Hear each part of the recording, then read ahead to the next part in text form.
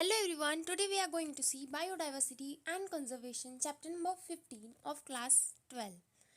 So, sum total of genes, species and ecosystem of a given region is called as biodiversity.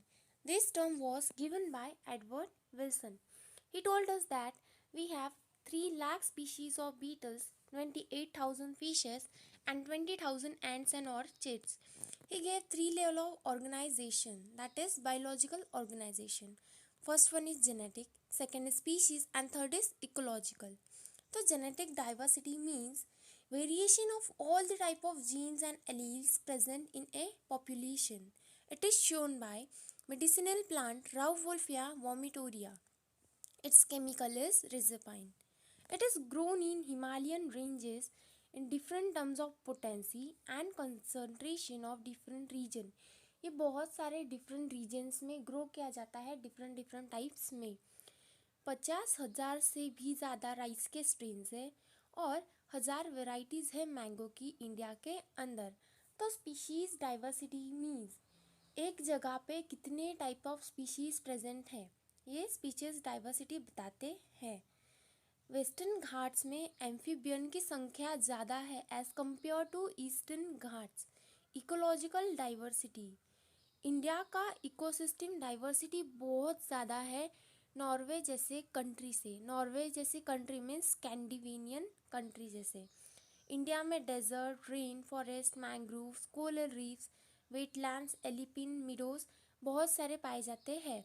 तो IUCN 2004 के according plant और animals की species more than 1.5 million है और वही Robert मे के according 7 million species है. किसकी? प्लांट्स और एनिमल्स की. तो IUCN का फुल फॉर्म है international union for conservation of nature and natural resources. तो ट्रॉपिकल में जो भी डाइवर्सिटी है वो डिस्कवर होना बाकी है और टेम्परेट रीजन में जो डाइवर्सिटी है वो पूरी कंप्लीट है. ओके, अगर टोटल स्पीशीज़ की हम बात करें तो टोटल स्पीशीज़ में 70% एनिमल्स है और 22% ही प्लांट्स है. एनिमल्स में भी 70% इंसेक्ट्स है और बाकी के अदर्स. तो out of 10% animals on the planet 7 are insects. Insects के पास स्पीशीज़ जो है वो बहुत ज़्यादा रिच है करके इंसेक्ट्स की स्पीशीज़ ज़्यादा बताई जाती है. तो इंडियाज़ वर्ल्ड लैंड कितना है? 2.4%. Global species is 8.1%.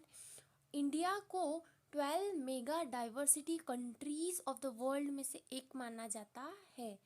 तो स्पीशीज़ डाइवर्सिटी डिक्रीज़ होती है कहाँ से? जब हम इक्वेटर से जाते हैं पोल की तरफ. Species diversity decreases as we move from equator to pole. So in case of invertebrates सबसे पहले आता है insects, next is other animals, others are molluscs and crustaceans. और वर्टिब्रेट्स के केस में क्या आता है? First is fishes, second bird, reptiles and mammals.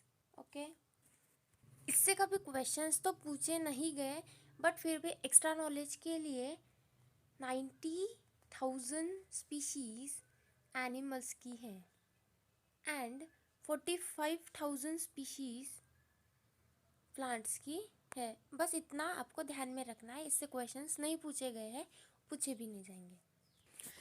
Species area relationship, this was given by Alexander von Humboldt. He was German naturalist and geographer. इन्होंने observe किया था species और एरिया के बीच में रिलेशनशिप. इन्होंने एक ग्राफ दिया था जो कि था रेक्टेंगुलर हाइपरबोला. इस तरह से यहाँ से उन्होंने एरिया के बारे में बताया था एंड यहाँ पे उन्होंने स्पीशीज़ के बारे में बताया था. तो जितनी ज़्यादा स्टेबिलिटी रहेंगी उतनी ही ज़्यादा स्पीशीज़ रहेंगी. या तो हम ऐसे बोल सकते हैं more the species more is the stability. अगर ये स्पीशीज़ ज़्यादा है, स्टेबिलिटी ज़्यादा है, तो इसमें क्या आ जाएगा? इसमें ईयर टू ईयर जो वेरिएशंस है वो कम आएंगे. रेजिस्टेंस टू डिस्टर्बेंस भी कम आएगा. मतलब बैलेंस बना रहेगा और resistance to alien species. Next is David Tilman, इन्होंने दिया था area with more species less year to year variation. Alexander von Humboldt ने भी सेम ही कहा था कि जितनी ज़्यादा स्पीशीज़ है उतना ही वेरिएशन कम आएगा। तो डेविड टिलमैन ने भी सेम कहा कि जितनी ज़्यादा स्पीशीज़ है उनके अंदर वेरिएशन ईयर टू ईयर वो कम आएगा और इनकी प्रोडक्टिविटी भी ज़्यादा आएंगी। क्यों? क्योंकि इनके अंदर वेरिएशंस बहुत ज़्यादा कम। हाइपोथेसिस, तो ये पॉल अर्लिश ने दिया था। इन्होंने एक एरोप्लेन का एग्जाम्पल दिया था। इसने बोला था कि एरोप्लेन है जो मतलब वो पूरा एरोप्लेन जो है वो इकोसिस्टम है। राइवेट्स जो कि उसके पंख है वो क्या है? स्पीशीज। और जो विंग्स है, राइवेट्स ऑन दी विंग्स, ये क्या है? Important species. Next is next is cause of biodiversity loss. तो बायोडाइवर्सिटी का लॉस 4 तरीके से देखा जाता है। First one is habitat loss and fragmentation, second is over exploitation, third is alien species invasion and third is coextinction. तो सबसे पहले हम देखेंगे कि कॉज ऑफ बायोडाइवर्सिटी लॉस, इनको और क्या बोला जाता है। 2023 में क्वेश्चन आया था, the evil quartet is the sorbent used to describe whom and which is the most important one। तो इसका आंसर है हैबिटेट लॉस एंड फ्रेगमेंटेशन। अगर आपको बायोडाइवर्सिटी लॉस या ऑब्लिक करके पूछा जाए कि इविल क्वार्टेट क्या है, तो वो one and the same thing है जो कि बायोडाइवर्सिटी लॉस। तो सबसे पहले हम देखेंगे हैबिटेट लॉस एंड फ्रेगमेंटेशन। तो हैबिटेट लॉस एंड फ्रैगमेंटेशन एक बहुत इम्पॉर्टेंट कॉज है। ट्रॉपिकल रेन फॉरेस्ट पहले थे मोर देन 14%, अब है 6%। तो अमेजन रेन फॉरेस्ट, इसको बोला जाता है lungs of planets.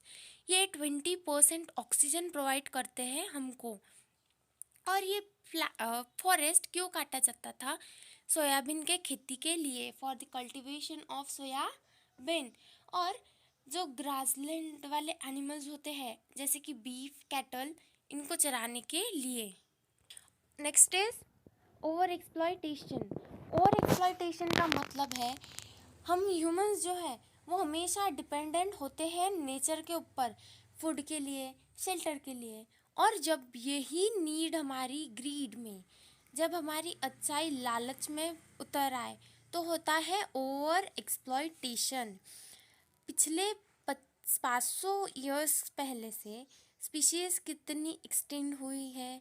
Stealer sea काऊ और पैसेंजर पीजन, ये बहुत ज़्यादा एक्सटेंड हुए हैं। ठीक है, species extinction, Steller sea cow, the passenger pigeon were over exploited by humans. Next one is alien species invasion. तो नाइल पर्च ये इंट्रोड्यूस किया गया था लेक विक्टोरिया में, ये है ईस्ट अफ्रीका में। और ये एक्सटेंड किसकी वजह से हुआ? किक्लिड फिश की वजह से। किसकी वजह से एक्सटेंड हुआ ये? किक्लिड फिश के वजह से। तो नाइल पर्च जो है वो इंट्रोड्यूस किया गया था लेक विक्टोरिया में, ईस्ट अफ्रीका के अंदर ये है। और ये एक्सटेंड था because of cichlid fish. Native species extinct हुए थे पार्थेनियम इकोर्निया लैंथाना की वजह से। और इंडोजिनस कैटफिश एक्सटेंड हुए थे अमेरिकन कैटफिश क्लैरिस गार्सिपियंस के वजह से। ठीक है, इकोलॉजी जो है वो ना लर्न की जाती है। सो आप कितना भी रिवाइज मार लो आपके दिमाग में से वो उतर ही जाएगा, बिकॉज इसमें डेटा एंड इम्पॉर्टेंट इंफॉर्मेशन बहुत ज़्यादा दी गई है। तो I will request you all to please learn this. और आप अगर मेरे नोट से पढ़ोगे, तो अगर आप NCERT से मैच करोगे तो आप देखोगे कि इसमें A to Z point of NCERT cover है, एक भी पॉइंट मैंने छोड़ा नहीं है इसमें। ठीक है, नेक्स्ट वन इज कोएक्सटिंक्शन। कोएक्सटिंक्शन शो करता है ऑब्लिगेटरी रिलेशनशिप प्लांट पॉलिनेटर और म्यूचुअलिज्म। ठीक है, जब स्पीशीज एक्सटिंक्ट हो जाती है तो प्लांट और एनिमल्स के स्पीशीज एसोसिएटेड विथ ऑब्लिगेटरी वे में वो एसोसिएट हो जाते हैं और एक्सटिंक्ट हो जाते हैं। और जब होस्ट फिश स्पीशीज़ एक्सटिंक्ट हो जाती है तो वो असेंबल करती है पैरासाइट से और सेम फिश को खा जाती है। इसका अनदर एग्जाम्पल है plant pollinator mutualism. Fish obligatory parasite है और प्लांट पॉलिनेटर म्यूचुअलिज्म शो करता है। अब इम्पॉर्टेंट डाटा है जो आपको लर्न करना पड़ेगा, तो ये इम्पॉर्टेंट डाटा आपको लर्न करना ही पड़ेगा। More than 15,000 species world wide है। 12% स्पीशीज़ बर्ड्स की है, 23,000 mammals, 32,000 amphibians.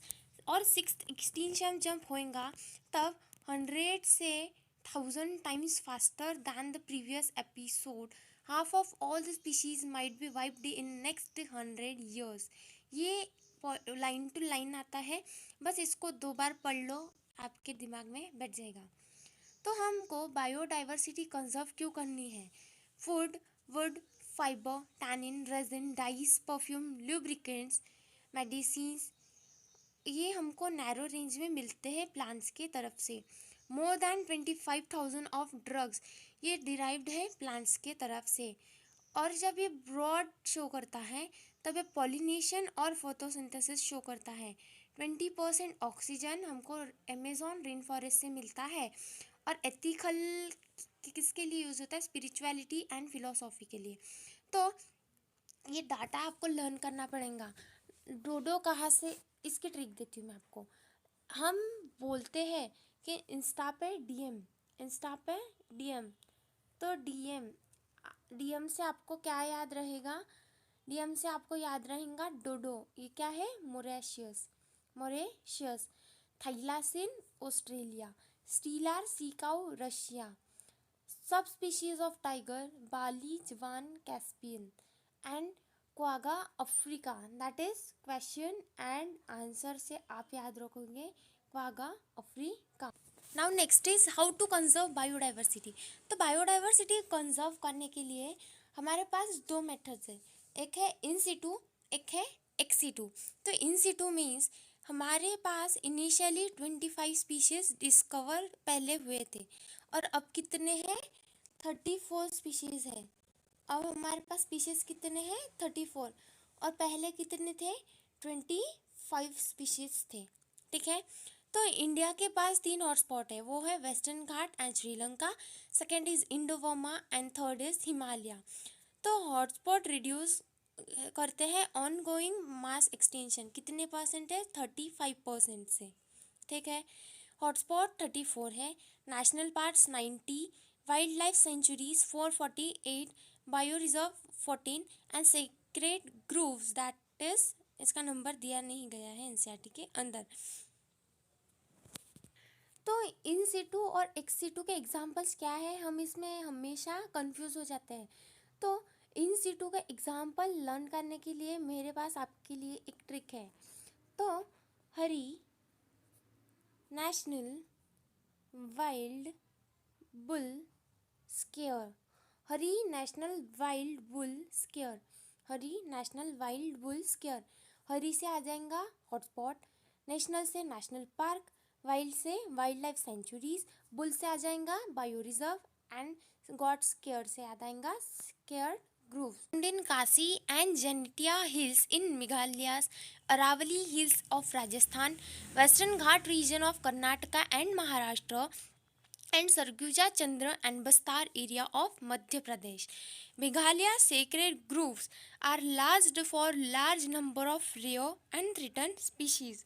Ex situ conservation means of site animals और प्लांट्स को बाहर निकाला जाता है नेचुरल हैबिटेट से और प्लेस किया जाता है स्पेशल सेटिंग और उनको बहुत ज़्यादा प्रॉपर केयर दी जाती है। इसके एग्जाम्पल है zoological garden, botanical garden, wildlife safaris and seed banks. एक बार फिर इसके एग्जाम्पल्स देखेंगे, zoological garden, botanical garden, wildlife safaris and seed banks. ये क्या हो गए? इसके एग्जाम्पल्स हो गए। This should be by hearted by you, this is many times PYQ। Now next is gametes of threatened species. ये हम प्रिजर्व कर सकते हैं वायबल और फर्टिल कंडीशन में लॉन्ग पीरियड के लिए।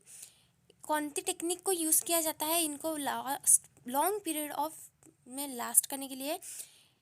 क्रायो प्रिजर्वेशन, ये टेक्निक यूज़ की जाती है प्रिजर्व करने के लिए।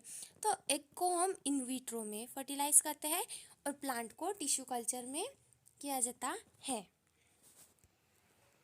Now last topic is earth summit and world summit.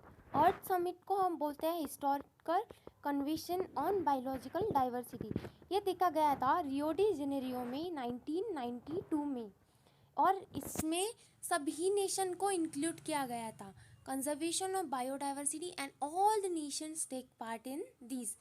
Earth summit was take place in Rio de Janeiro 1992।